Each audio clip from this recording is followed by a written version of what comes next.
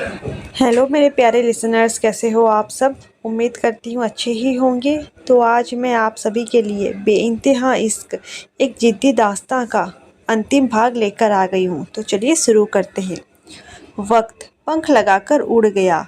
दिन हफ्तों में, हफ्ते महीनों में और महीने साल में बदल गए। रायचंद हवेली में अब साजिशों के काले बादल कभी वापस नहीं आए। वहाँ अगर कुछ गूंजता था तो वो थी नन्ही आर्या की तोतली आवाज़, उसकी नन्ही पायलों की छनक और आर्यन सिया के अटूट प्यार की दास्तां। आज रायचंद हवेली को किसी परियों के महल की तरह सजाया गया था। सफ़ेद और गुलाबी रंग के हजारों गुब्बारों और मखमली पर्दों से पूरा हॉल महक रहा था। मौका था आर्या के पहले जन्मदिन का।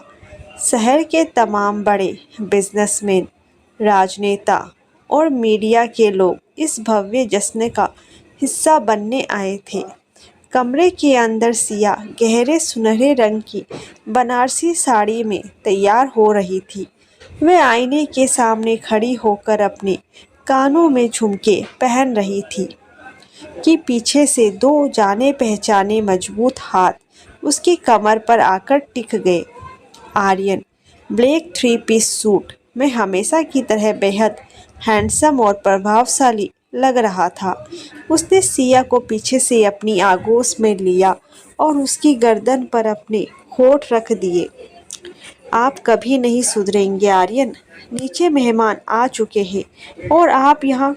सिया ने आईने में उसकी नसीली आंखों को देखते हुए शर्माकर कहा। मेहमान रायचंद खानदान की दौलत और रुतबा देखने आए हैं सिया, लेकिन मेरा रुतबा सिर्फ तुमसे है। आर्यन ने उसकी साड़ी के पल्लू को थोड़ा और ठीक करते हुए उसकी पीठ को सहलाया। आज से ठीक 2 साल पहले मैंने तुमसे जबरदस्ती शादी की थी। उस वक्त मेरी आंखों में सिर्फ अपनी जीत का घमंड था, पर आज मैं अपनी हार का जश्न मना रहा हूँ, क्योंकि तुम्हारी मोहब्बत के सामने हारना मेरी जिंदगी की सबसे बड़ी जीत है। सिया ने घूमकर अपना सिर उसके चौड़े सीने पर रख दिया। मैं उस हार जीत के खेल को बहुत पीछे छोड़ आई हूँ आर्यन। अब तो बस आप है, मैं हूँ और हमारी आर्या। जैसे ही ये खूबसूरत जोड़ा नन्ही आर्या को गोदी में लिए नीचे भव्य सीढ़ियों से उतरा, पूरा हॉल तालियों की गूंज से भर उठा। आर्या बिल्कुल एक नन्ही परी की तरह गुलाबी फ्रॉक पहने अपने पापा के गले से लगी हुई थी। केक कटिंग का वक्त आया। एक विशाल 5 मंजिला केक टेबल पर सजा था। आर्यन और सिया ने आर्या का छोटा सा हाथ पकड़कर जैसे ही केक काटा, चारों तरफ रंग बिरंगी कफेदी उड़ने लगी।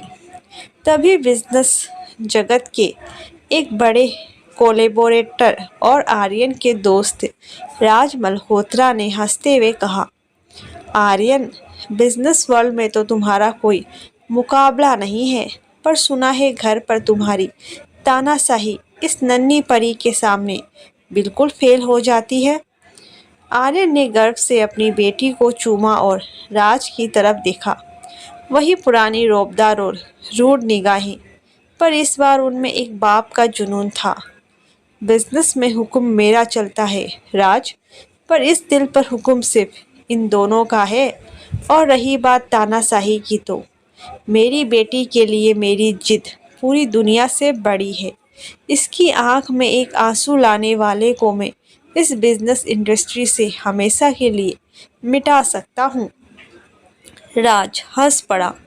तुम कभी नहीं बदलोगे आर्यन। तुम्हारा पॉजिटिव स्वभाव अब इस बच्ची के लिए और खतरनाक हो गया है।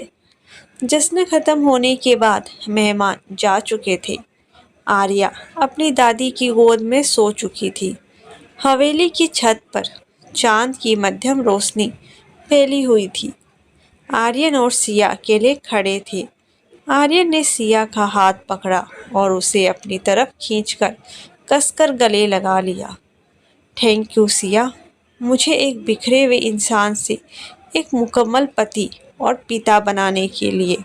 सिया ने मुस्कुराते हुए उसकी आंखों में देखा, जहां अब नफरत की कोई जगह नहीं थी, सिर्फ और सिर्फ बेइंतहा इश्क था। ये तो बस शुरुआत है मिस्टर रायचंद, अभी तो हमें पूरी जिंदगी एक साथ जीनी है। रात का वो मध्यम सन्नाटा और छत पर फैली चांदनी जैसे इस बात की गवाह थी कि तूफान अब हमेशा के लिए थम चुके थे। आर्यन की बाहें सिया के गिर्द किसी हुई थी और दोनों के दिलों की धड़कनें एक सुर में चल रही थी। अतीत की हर एक कड़वाहट इस मोहब्बत की आग में पिघलकर साफ हो चुकी थी। अगली सुबह जब हवेली की खिड़कियों से धूप अंदर आई तो पूरा माहौल एक ताजी उमंग से भरा हुआ था। आर्या अब 1 साल की हो चुकी थी और उसके छोटे छोटे कदम पूरे घर में खुशियों की आहट की तरह गूंजते थे। सिया किचन में सबके लिए चाय बना रही थी, तभी अचानक पीछे से किसी ने उसे अपनी मजबूत बाहों में भींच लिया। सिया बिना मुड़े ही मुस्कुरा दी। उस मखमली और भारी छुअन को पहचानने के लिए उसे आंखें खोलने की भी जरूरत नहीं थी। आर्यन, माँ नीचे ही है, छोड़िए मुझे, सिया ने हल्के से कसमसाते हुए कहा। जानकी माँ नीचे आर्या को संभाल रही है और मिसेस रायचंद, मुझे अपनी पत्नी को प्यार करने के लिए किसी की इजाज़त की ज़रूरत नहीं है, आर्या ने अपनी सुबह की गहरी मर्दाना आवाज़ में कहा और सिया के गले पर एक गहरा जुनूनी स्पर्श छोड़ दिया। उसका वही पुराना पॉजिटिव स्वभाव अब एक गहरे परिपक्व रोमांस में बदल चुका था। उसने सिया को अपनी तरफ घुमाया। सिया के माथे पर उसकी संवारी हुई जुल्फें बिखरी हुई थी, जिन्हें आर्यन ने बहुत ही नज़ाकत से हटाया। आज हम कहीं बाहर जा रहे हैं सिया, आर्यन ने एक मिस्टीरियस मुस्कान के साथ कहा। कहाँ? सिया ने अचरज से पूछा। वहाँ जहाँ से इस जिद्दी आर्यन की कहानी शुरू हुई थी। दोपहर के वक्त आर्यन की काली एसयूवी एक जानी पहचानी इमारत के सामने आकर रुकी। ये वही आसियाना अनाथालय था जहाँ सिया पली बड़ी थी और जहाँ आर्यन ने उसे पहली बार देखा था। लेकिन आज ये इमारत बदली हुई थी। इसे पूरी तरह रेनोवेट किया गया था और गेट पर एक नया बोर्ड लगा था, आर्या फाउंडेशन। सिया की आंखों में आंसू आ गए। आर्यन, ये सब?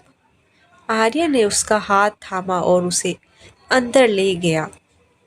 मैंने तुमसे कहा था ना सिया, तुम्हारी हर एक याद, तुम्हारा हर एक दर्द अब मेरा है।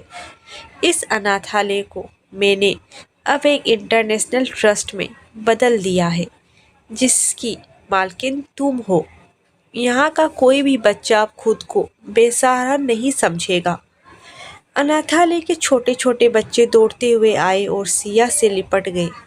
सिया की खिलखिलाहट देखकर आर्यन को लगा कि उसने दुनिया की सबसे बड़ी बिजनेस डील जीत ली है। वह दूर खड़ा अपनी पत्नी को देख रहा था, वही लड़की जिसे वे कभी अपनी जिद का मोहरा बनाकर लाया था, आज उसकी पूरी कायनात बन चुकी थी। शाम को हवेली वापस लौटते हुए गाड़ी के पिछले हिस्से में आर्या सिया की गोद में सो रही थी। आर्यन ड्राइव कर रहा था, पर उसका एक हाथ लगातार सिया के हाथ को थामे हुए था। सिया, आर्यन ने रेड लाइट पर गाड़ी रोकते हुए उसकी तरफ देखा। उसकी आंखों में इस वक्त एक अजीब सी कशिश और गहरा संपर्ण था। क्या तुमने इस जिद्दी और रूखे आर्यन को सच में माफ़ कर दिया है? मैंने तुम्हें शुरुआत में बहुत दर्द दिए हैं। सिया ने आर्यन के हाथ पर अपनी पकड़ और मजबूत की। उसने अपनी वफा और मोहब्बत से भरी निगाहें उसकी आंखों में डाल दी। दर्द ने ही तो हमें एक दूसरे की कीमत सिखाई आर्यन। अगर वो जिद ना होती तो शायद ये बेइंतहा इश्क भी न होता। मैंने आपसे कभी नफरत की ही नहीं। मैं तो बस आपके इस जुनूनी दिल के पिघलने का इंतजार कर रही थी। आर्यन ने झुककर उसके हाथ को चूमा। अब कोई फासला नहीं था, कोई छुपा हुआ राज नहीं था। दास्तान अपनी मुकम्मल मंजिल के आखिरी कदम पर खड़ी थी। वक्त ठहरता नहीं, बस तो वे खूबसूरत यादों को अपनी आगोश में समेटते आगे बढ़ता चला जाता है। सालों का सफ़र पलक झपकते ही गुजर गया। रायचंद हवेली, जो कभी सिर्फ एक सख्त बिजनेसमैन के हुक्म पर सन्नाटे का पिंजरा थी, आज खिलखिलाहटों की खुशियाँ और एक मुकम्मल परिवार का मंदिर बन चुकी थी। 5 साल बाद हवेली के हरे भरे आलीशान लॉन में सुबह की गुनगुनी धूप खिली हुई थी। फूलों पर ओस की बूंदें चमक रही थी। तभी सफ़ेद फ्रॉक पहने 6 साल की एक बेहद प्यारी बच्ची दौड़ती हुई आई। उसके घुंघराले बाल हवा में उड़ रहे थे और आंखों में वही पुरानी मासूमियत थी। ये आर्या थी।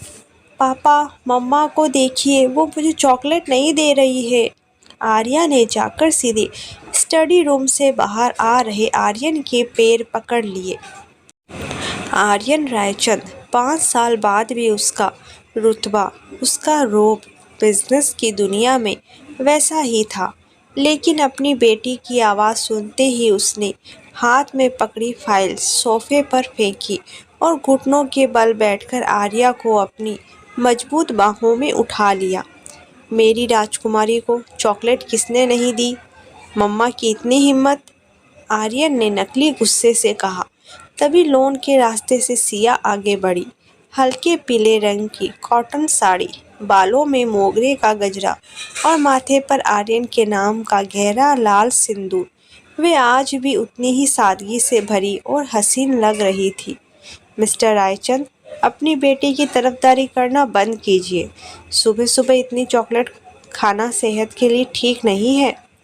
सिया ने कमर पर हाथ रखकर बिल्कुल एक सख्त माँ की तरह कहा। आर्यन उठा। उसने आर्या को नीचे उतारा और धीरे से उसके कान में फुसफुसाया। आर्या, जाओ, दादी के पास जाओ। पापा मम्मा को मनाकर आते हैं। आर्या हंसती हुई अंदर भाग गई। अब लॉन में सिर्फ आर्यन और सिया थे। आर्यन ने बिना कोई वक्त गवाए आगे बढ़कर सिया की पतली कमर में अपनी बाहें डाल दी और उसे अपनी तरफ खींच लिया। उसका वही पुराना पॉजिटिव और जुनूनी हक आज भी वैसा ही था, बल्कि वक्त के साथ और गहरा हो गया था। आर्यन, कोई देख लेगा। सिया ने शर्माते हुए उसके सीने पर हाथ रखा। सालों पहले भी मुझे किसी की परवाह नहीं थी सिया, और आज भी नहीं है। आर्यन ने अपनी उसी मखमली, भारी और मर्दाना आवाज़ में कहा। उसने सिया के चेहरे को अपनी उंगलियों के प्याले में लिया। आज जब मैं पीछे मुड़कर देखता हूँ तो मुझे खुद पर यकीन नहीं होता। एक जिद्दी, रूखा और पत्थर दिल इंसान जिसे सिर्फ जीतना आता था, उसे तुमने प्यार करना सिखाया।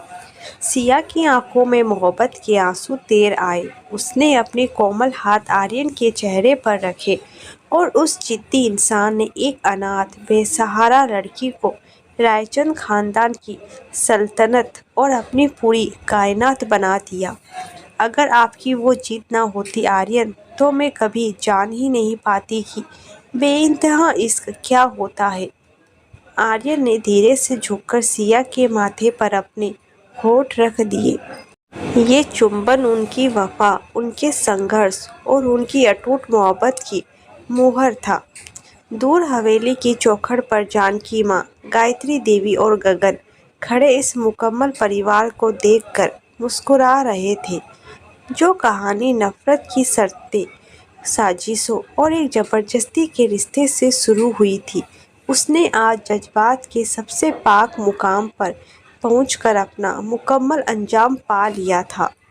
हवाओं में मोगरे की महक थी, दिलों में एक दूसरे के लिए धड़कन थी और आसमान गवाह था उनकी इस बेइंतहा इश्क और जिद्दी दास्तां का।